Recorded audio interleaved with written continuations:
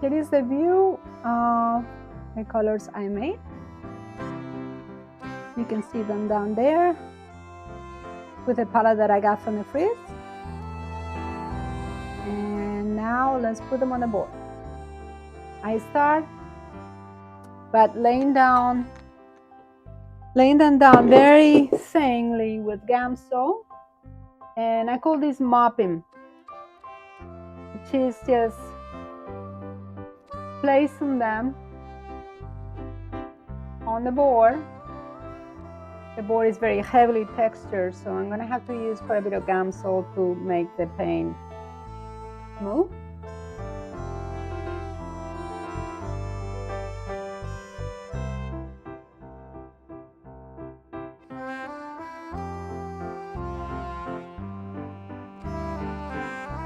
Probably gonna use a brush that has a little bit more tooth.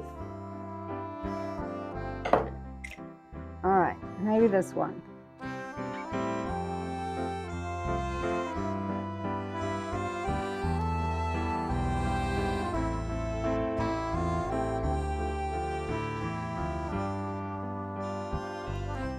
I'm very thin with this.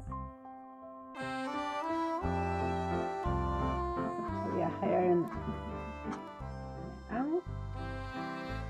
That's why I like the boards. Do anything you want. All right, we have this. Now I'm gonna come here, a little bit more purple.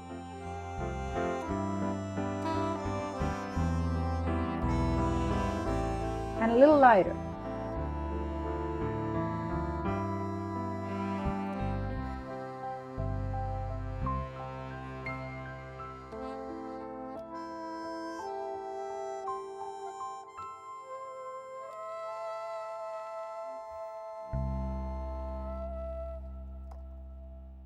Putting some of the colors as I see them.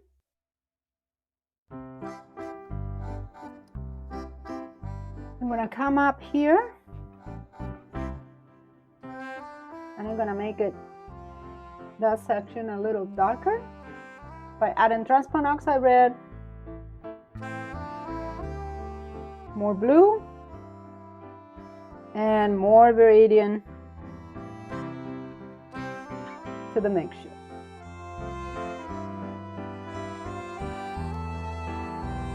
I don't want to get all the way to the end because I know that I'm adding a little bit more rosy sienna here.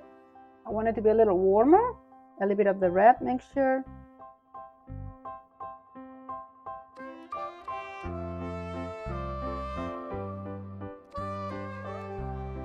Now I have a background color that better resembles. Now I'm not getting all the way to the end, and the reason is I may want to have some of that showing. Now one of the beauties of working with oils is that you can take out if you don't like it.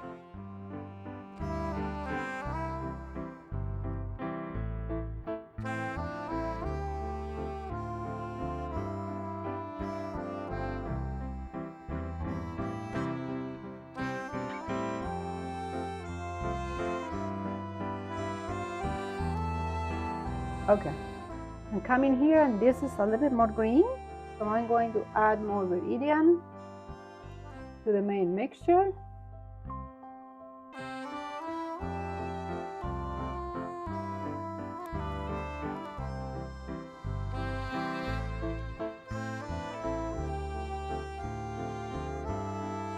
But of course, this has to be married to this, so I'm going to add some of this here too.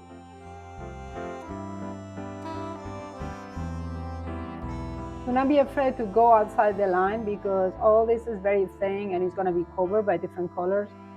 On large paintings, I have to work on layers. On smaller paintings, I work a la prima, wet into wet. So it's a different approach, and you'll see the other approach too. And sometimes on larger paintings, I work differently too. I do a main wash with all the colors, and you'll see that on another video. But this is just one of the approaches that I follow, and by all means, it's not the only approach. Many artists use different approaches. and they're all valid. What counts is the end result. If you end up with a beautiful painting, who cares how you do it, right? Exactly. So it's more blue here, so added more ultramarine blue. And as you can see, I'm dipping the brush in the medium quite a bit, and the medium is Gamsol. I like it because it doesn't smell and it's fairly clean.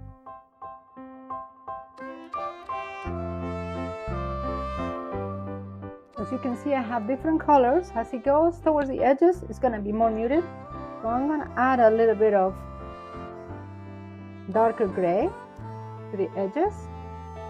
And I'm going to add a little bit more Viridian. The constant is more Viridian. It seems to be in the background.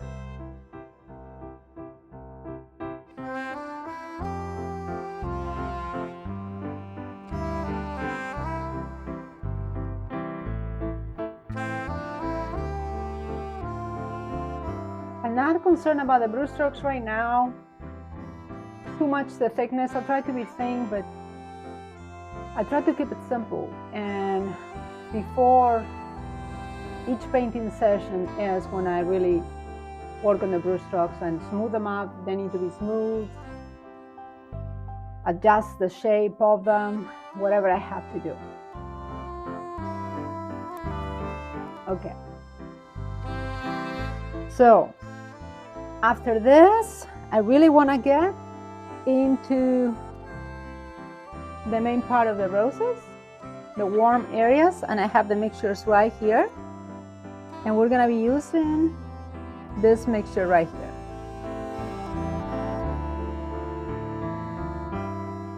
And I know it's going to look really, really bright. This brush is too small. I'm going to get a bigger one.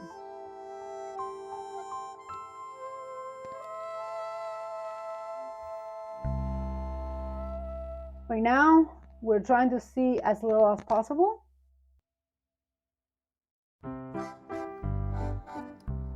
We need to make this simple. Just washing this beautiful, bright red mixture.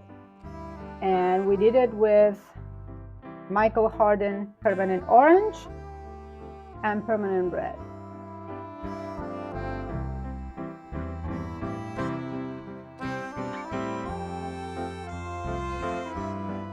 And let it spill all the way down.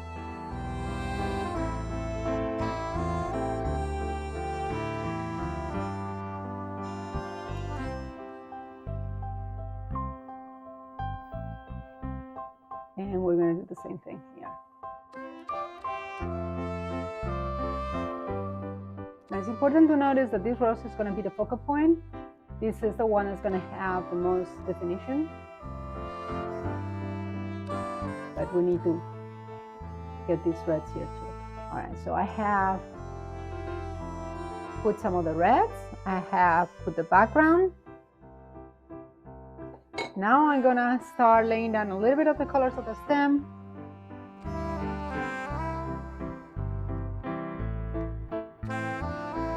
I'm gonna start with the darker mixture of my green, which is this one.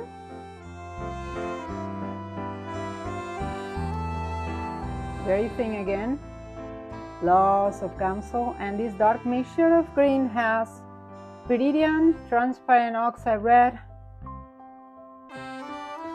Windsor lemon, and a little bit of this red mixture. The common denominator is definitely Viridian and the red mixture.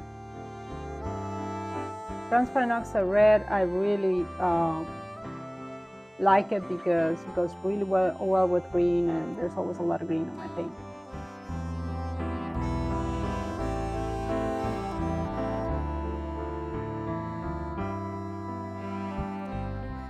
I'm not going to finish painting this. I just want to lay down the colors in there for you to see. Now I'm going to go into the lighter green, which is this one.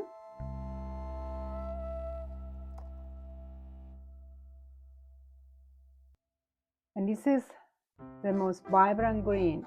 It's It's made with iridium, a little bit of Naples yellow light, of course transparent oxide red, and Winsor one.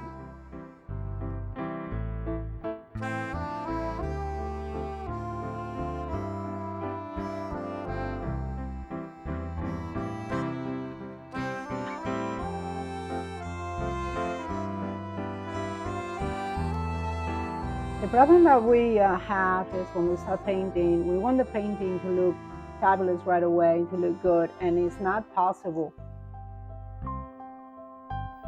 We need to trust the process, and we need to take the necessary steps to get there. It's like building a house. You don't build the house starting from the roof. You start with the foundation. And so I have the stems, and I am not going to work on the leaves right now because I'm not exactly sure what I want the leaves to be. And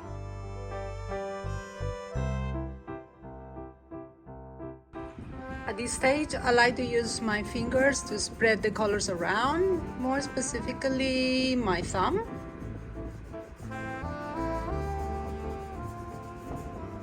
And I like this because it makes me feel like a kid.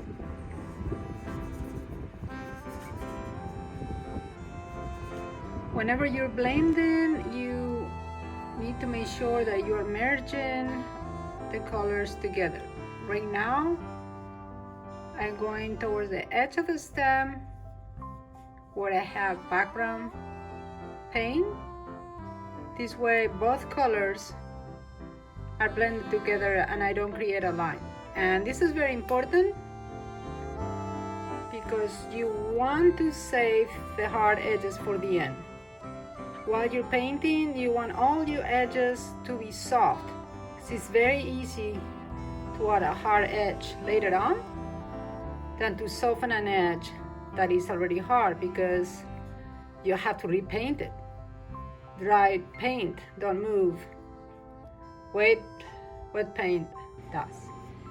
And then after I apply it, I wipe it up slightly with a piece of rag. I am using a sock. I love socks to make sure that there's not too much linseed oil here.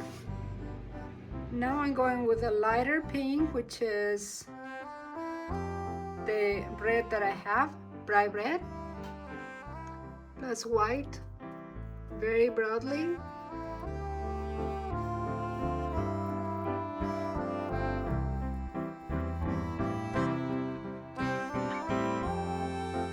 On the top of the rose.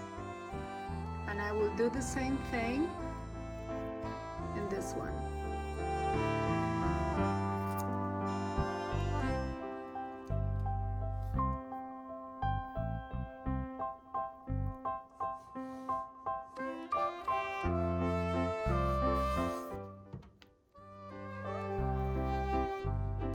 I decided to draw the leaves with charcoal just to guide me and not waste too much time trying to figure out what the shapes are. Now this can be modified later on to suit my taste for the drawing and the painting in general. And I have used this charcoal is 593B. All right, so let's get to work. I'm going to be using Gamsol as my medium because I'm on the first layer. And I'm going to start painting with the colors that I already have made.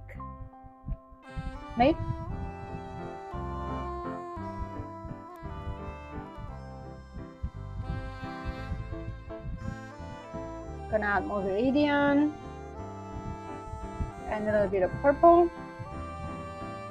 to darken it. Purple is the complementary of green, and also transparent oxide red because that's the common denominator.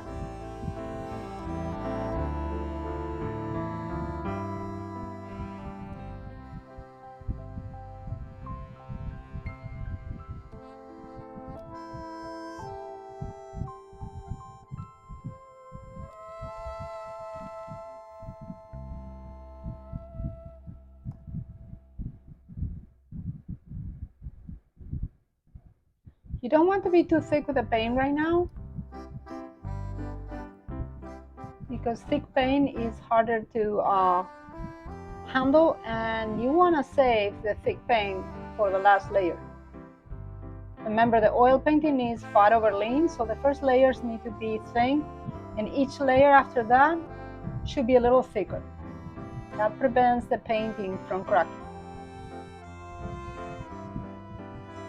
There is a tangent here. This lines up the same place with this, so I will definitely change that.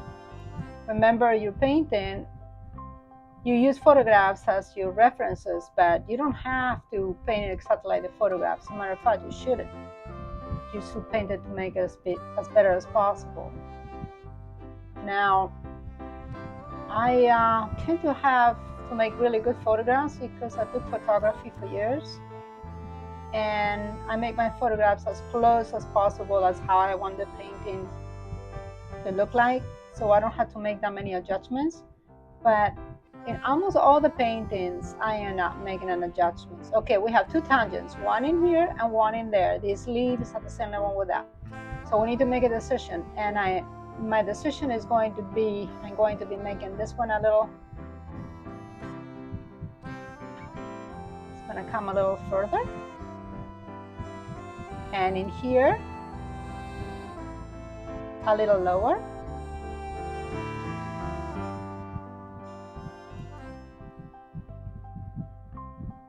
Like so. So this can come here, no problem. I'm going to erase my previous mark.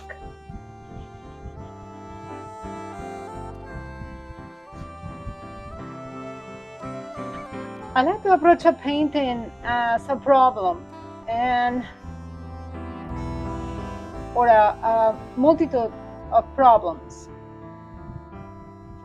solving one problem at a time. When all the problems are solved, then the painting is completed. And if you do that, you won't become discouraged because you're already prepared for that. Okay, this cannot be at the same level with that, so I'm going to make it a little smaller too.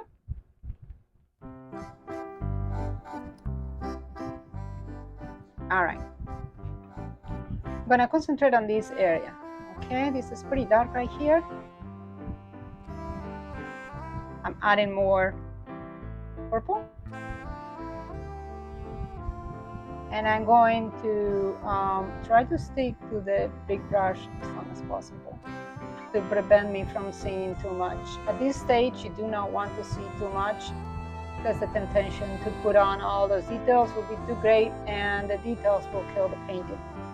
I'm gonna get this, add orange to the mixtures I have right here.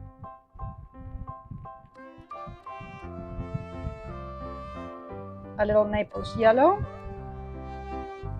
I'm going to make this.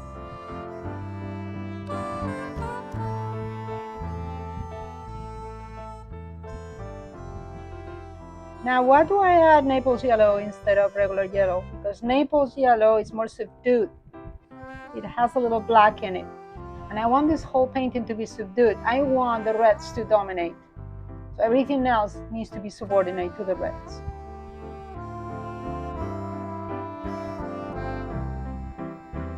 Notice that I didn't clean my brush.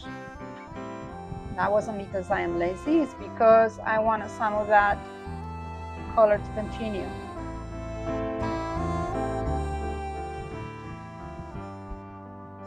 I know I'm staying a little darker than the colors I see, but it's going to be easier to put lights on top of the darks.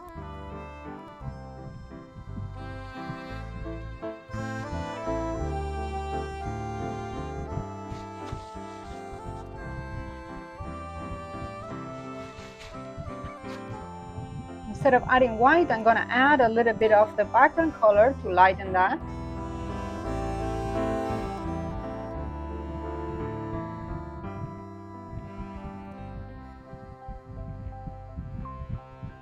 Same thing here.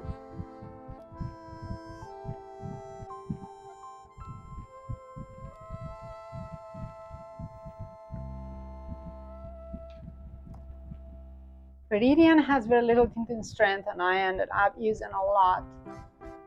It's a fairly expensive color, so but the only substitute is phthalo green. Phthalo green, I use it for years, but it has a lot of tinting strength. It's very hard to control. You have to use a lot of black with it. I ended up using just Viridian because it's much easier to handle. Painting is hard enough. We don't want to make it any harder.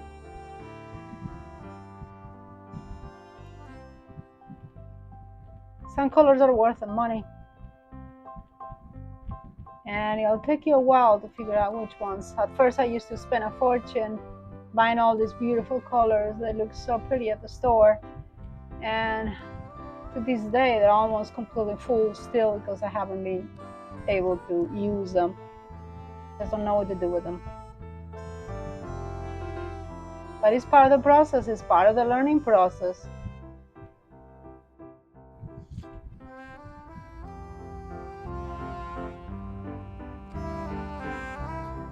After I apply the colors, and I try to blend everything as good as I can into their surroundings, because the first layer, I want it to be as soft as possible. It's much easier to put hard edges on a painting in the end than softening the edges that are too hard from the beginning. So I always stay as soft as possible.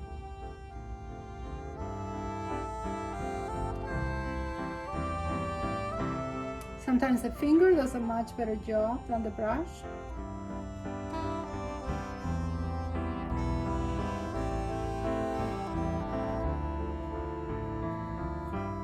So whatever works best. I use a rosemary brush for that, very, very soft, long haired. Really are the best brushes. And they're very reasonably priced too for what they are, very reasonably priced.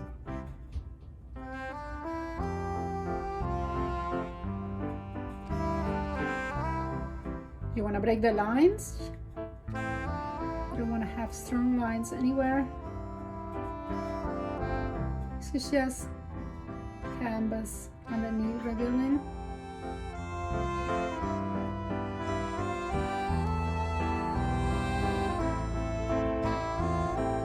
Softening another edge right here.